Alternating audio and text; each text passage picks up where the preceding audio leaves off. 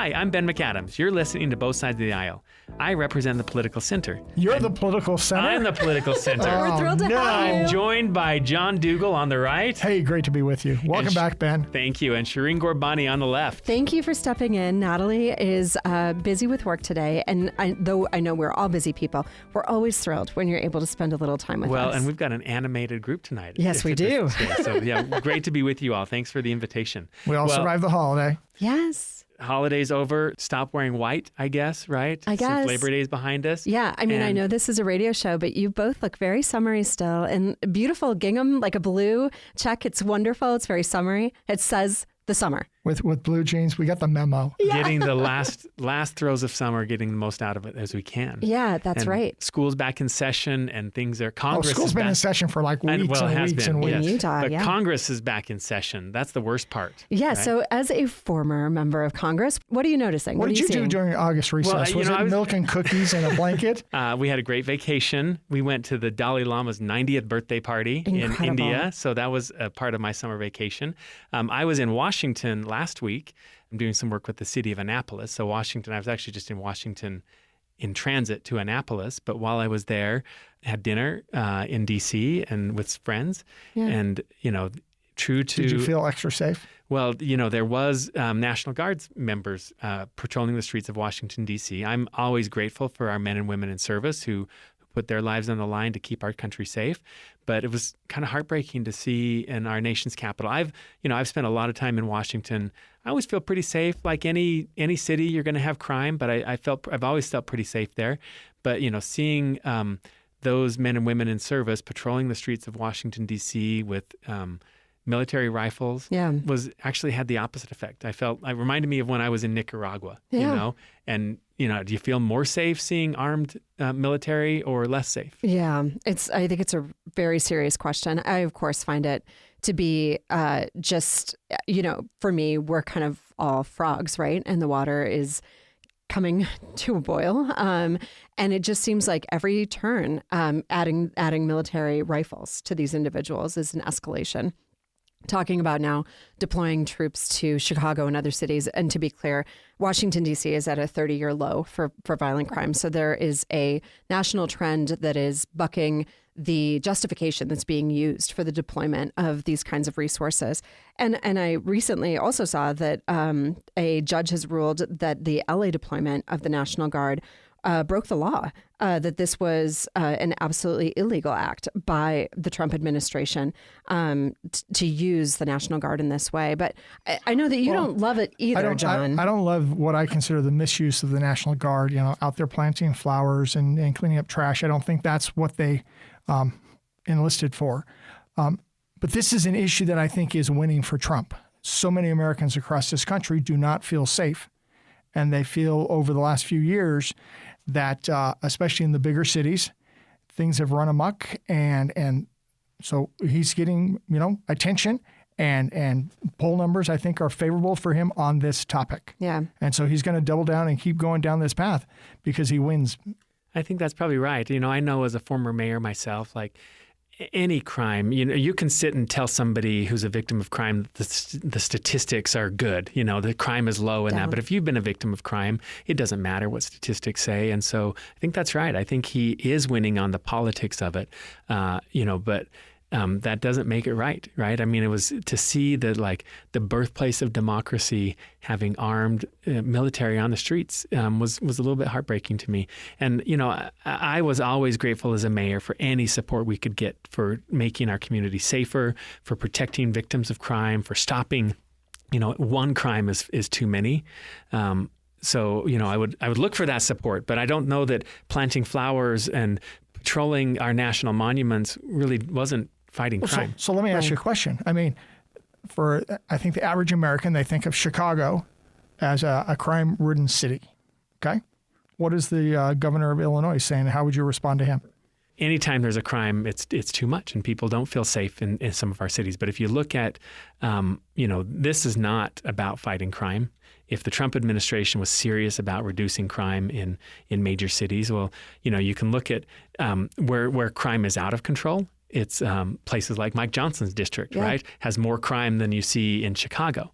So if this was about fighting crime, we should focus our resources in the places that where crime is rampant. One of the things that I know as a mayor, one of the best tools you can have in fighting crime is enlisting the support of the community. So you want that community-oriented policing where people feel that law enforcement is on their side and they will come forward and they'll report crimes. And what you've got now is a sense of fear that people are not coming forward because they're afraid of what might happen if they have contact with police officers. So you're really seeing, I think, undermining the ability of law enforcement to protect the public because of the way that this is being deployed. It's not like a lot of things that the Trump administration does.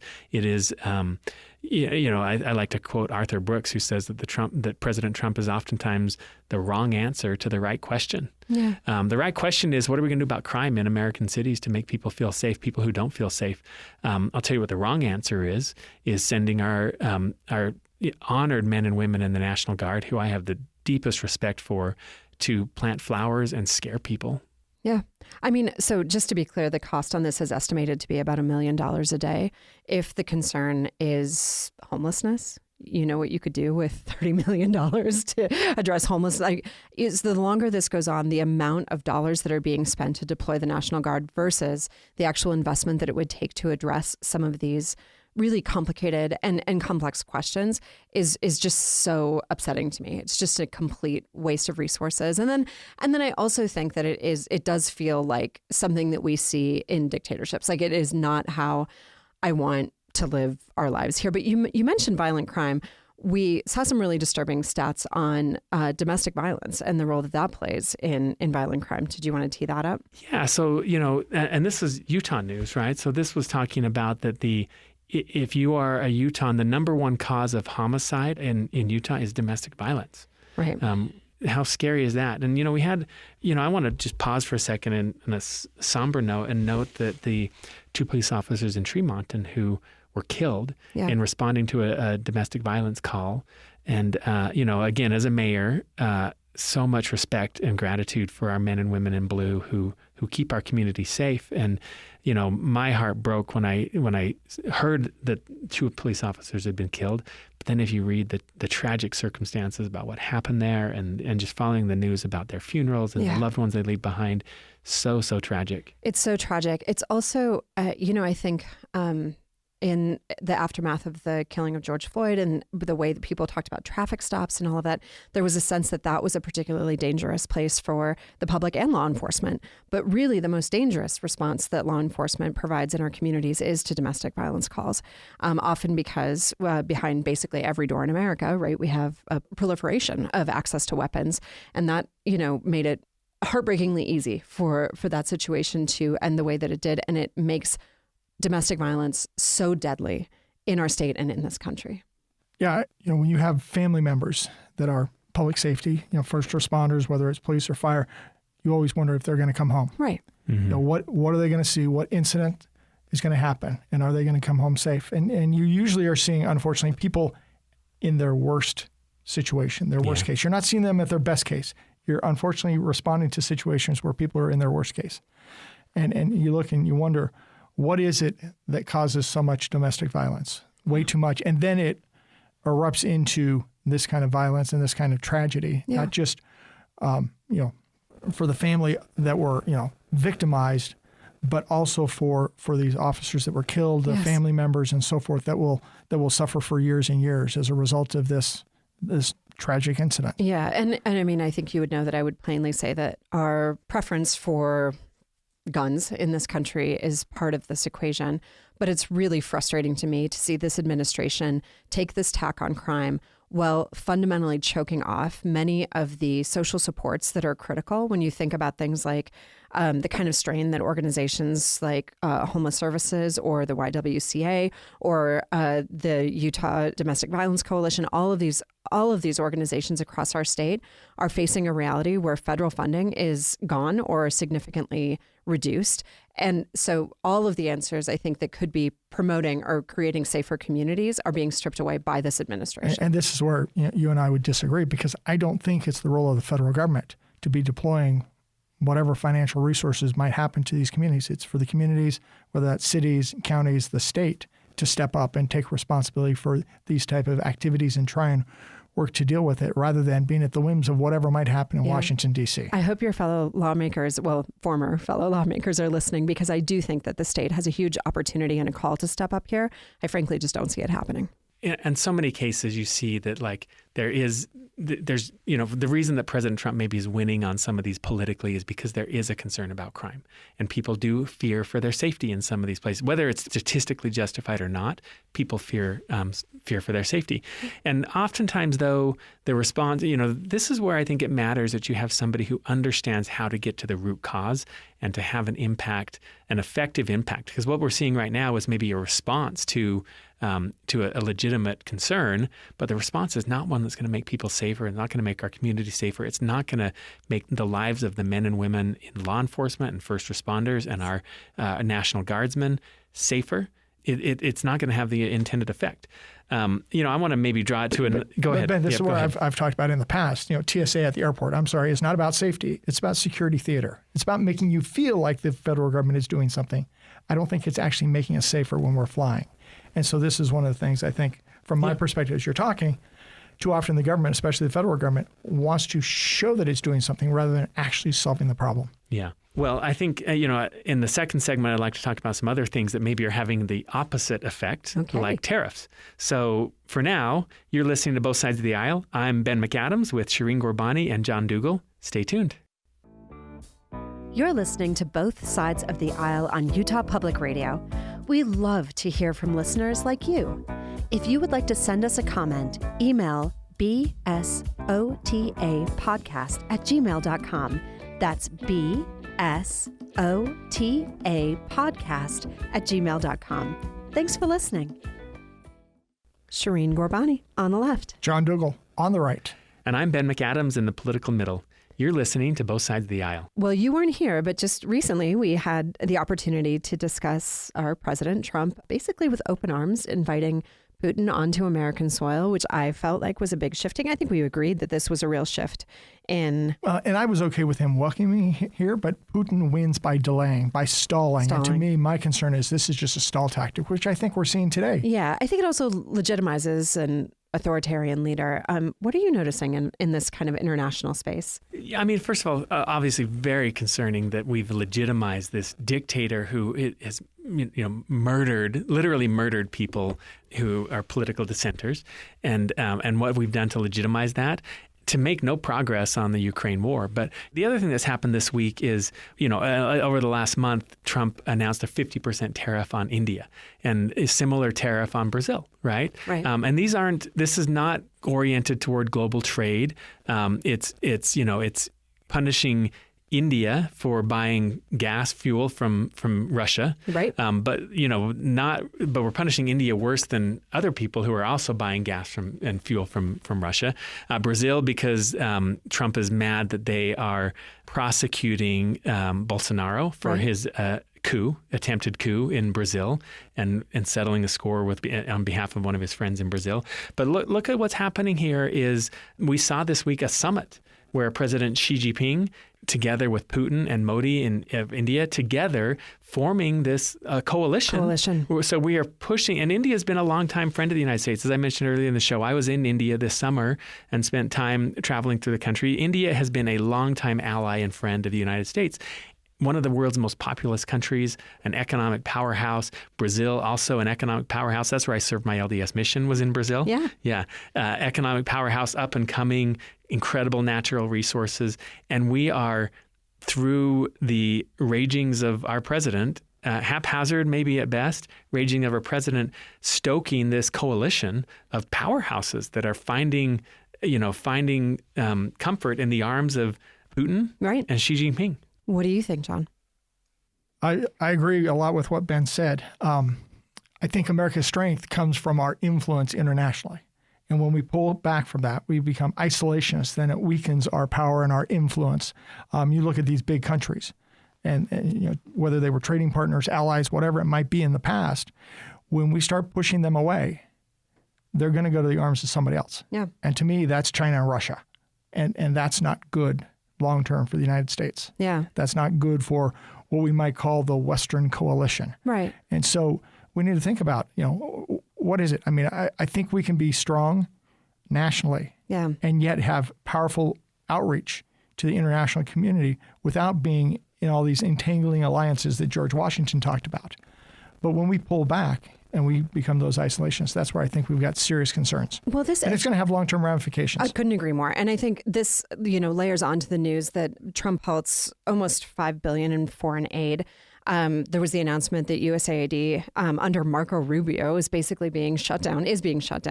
And as a person who served a different kind of a mission, but served in the Peace Corps, I can tell you that the bags of food that show up with USAID on them when there's a famine somewhere, the kind of infrastructure building that happens with these dollars when we think about the role of USAID or we think about these foreign investments, what we will see now, and frankly, what I saw traveling through, I guess it was probably about 10 years ago in Jamaica, is what we're seeing is China showing up and building a bridge. And then it's like, bridge brought to you by the Chinese government. And that kind of community building, that sort of goodwill, that sort of idea of who's really showing up for you, who are your partners, we're creating a massive vacuum for the United States and others are stepping up. Well, and Shireen, it gets worse than that. Yeah. I mean, in Brazil, you right. build a port. China builds a port. All of a sudden, this port brought to you by China. Right. Which now means technically they can start controlling that port if things aren't going the way they want it to go. Right. I mean, so all of this to me is just, I think it's a condemnation of the way that this administration has approached everything from our international role to exactly what you're raising up here with the BRIC countries, right? Mm-hmm. Like this notion that we're creating this alliance that was already moving, but accelerating it. Yeah. But I would say it's broader than just this administration. I would say it goes back many administrations. I mean, folks have wondered how good of a partner is America, and it gets whipsawed back and forth. Well, we have benefited for over almost 100 years from the regime of the U.S. dollar being the world's global reserve currency.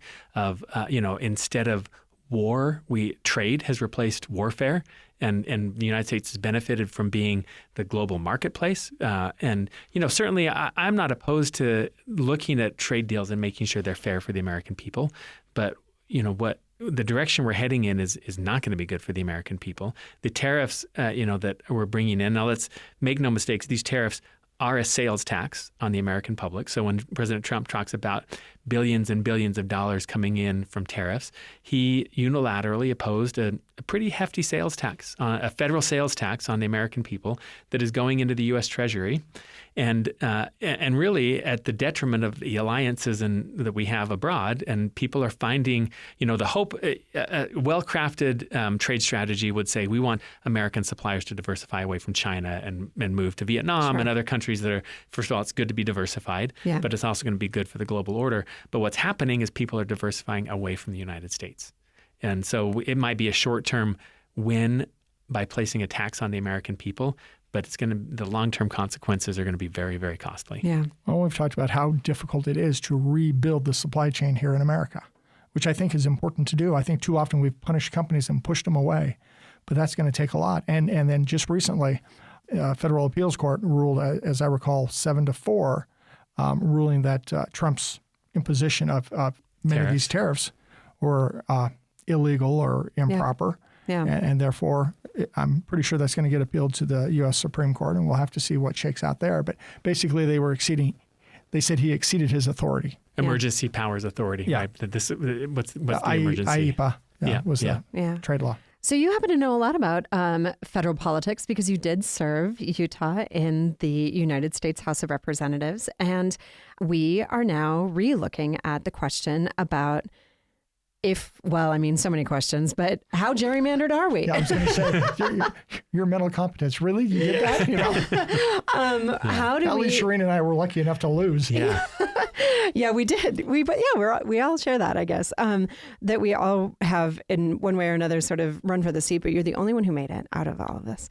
And it is, I think, a really frustrating question for me, not just because I'm a Democrat in the state, but also because when I look at the state, the way that they continue to divide up Salt Lake County into all 4 of our districts is it can be nothing but intentional in terms of cracking the vote. And the question at hand, right, in 2018 on the ballot was, do we believe in better boundaries, fair districts? Should we get to pick our politicians or do they get to pick us? So there was a ruling that came out from a district court last week. But do you have an update on what's going on with all that? Well, the district that when talking about my race, the district that I won was the pundits will rank these districts on how much Democrat they are versus how much Republican. So the district that I won was rated R plus 19, meaning, a Republican had a 19 percentage point advantage in winning that district. What happens when you have race? I think the one that you ran for was R plus 26. I think that's right. Yeah. So completely unwinnable. You overperformed the baseline. Thank you. But it was designed to be completely unwinnable. My district was designed to be completely unwinnable. What they'll Interesting what they say on the Democratic side. On the Republican side, we were told it was like R plus 8. Oh, really? Yeah. That would be nice. I would have won an R plus 8 district by about 10 percentage points. I'd take a strong swing too. Yeah. But what happens when you have districts like that? It means that the election is won or lost at a political convention. Well, it's always lost on the Democratic side, or typically lost on the Democratic side. But the race happens in April at the political convention when there are a few thousand people who are engaged. Most voters don't even know what's happening. They don't know what's going on. So they show up at the ballot box in November, and the die is already cast. We know what the outcome is going to be of those elections, so much so that candidates oftentimes don't even campaign. So where that has been to the detriment of Utah is you have candidates who, strong candidates don't run. Oftentimes. Right. Thankfully, there are some strong candidates who do run, but a lot of times strong candidates just don't run because they know that it's a foregone conclusion what the race is going to be. So what happened with this redistricting initiative was it's an attempt to hand it back to take it away from political parties and hand it back to the voters. People are comparing this to what's happening in Texas and what's happening in California. I'm the first to say that it's the exact opposite. What you see in Texas is partisan gerrymandering for a partisan purpose. What's happening in California is to counteract that partisan gerrymandering so you get more Democrats elected. What's happening in Utah is heading in the opposite direction. It's saying we're going to take this away from political parties and put these elections up for grabs so the election will be decided in November, not at a political caucus. And I think that's only good it's going to be good for the people of Utah. It's going to be good for the voters. It's bad for political parties. Yeah. And so be it. Yeah, I think that's right. So now we're waiting because basically initially they were given 30 days to show up with new maps. And that's been put on hold. So we don't have, I don't think, a lot of information about exactly what the next steps are, but there's a little bit of the legislature went back to the judge and said, we need more time to work on this. But they don't actually have that much more time because it does require... Yeah, and I'm not sure that it was actually put on hold. I think the judge is saying we'll give some additional time maybe for public comment. So the deadline was to have new maps by September 24th. Putting it on the legislature to provide those maps. Yeah. If the legislature fail, and it's not just maps, but it's maps that comply with the standards that the voters adopted. And those standards are to say you can't partisan gerrymander, you can't divide cities and counties more than the population would require. Right. Those are the things that are going to trip it up, because if you can't divide Salt Lake County into 4 different districts, it's going to be harder to dilute that Democratic base. Yeah. It's going to create a competitive district. I don't know that it creates a slam dunk Democratic district, but it creates a competitive district. Yeah. And that's what the judge has said is draw districts that comply with these standards. The legislature has the right to draw those districts, draw them, but comply with the standards of no partisan gerrymandering and not dividing cities and counties more than the population requires, and bring that back by September 24th. And if the legislature fails to do that, she's asked the plaintiffs, the League of Women Voters and Mormon Women for Ethical Government, to provide maps, and she might just choose one of those maps if the legislature fails to do that. I laugh. League of Women's Voters, over here, they want this initiative reinstated. California, watching what's going on out there, it's like, oh no, we're fine with what's going on out here. Yes. It's I don't know. Come on, guys. They supported California's independent initiative and taking away partisan gerrymandering in the state of California too. But I think what they're saying in California is the direct response to Texas. And California would not be doing what they're doing today if Texas hadn't done what President Trump asked them to do, which to find him 4 more Republican seats in Texas. Just escalating ourselves into a less and less democratic society. Now Except for here. Now, it looks like from the legislature's perspective, while they're marching down this path of potentially drawing different maps, different seats, they are looking to appeal this ruling. That's right. And continue as well. I think they should. Well, I think they have every right to exhaust their legal remedies, but I'm suspicious that and cynically think that it may just be a stall tactic. They spent $40 million to defeat me in 2020. If they can spend, a few million dollars of taxpayer dollars on frivolous appeals, sure, you win another election by default in 2026 by stalling. Yeah, I just look, and as I read the Constitution, I think the judge missed it on part of it. So I just think the initiative was unconstitutional. That's just my understanding. So we'll have to see as he gets appealed up what happens. We'll end it by saying I love choosing my politicians and not the other way around. But either way, maps are going to get drawn and people are going to pick and choose. I guess that's right. Well, you've been listening to Both Sides of the Aisle. I'm Ben McAdams. I've been joined by Shireen Gorbani and John Dougal. And thank you to our producer, Anthony Scoma. And thanks to you, our listener.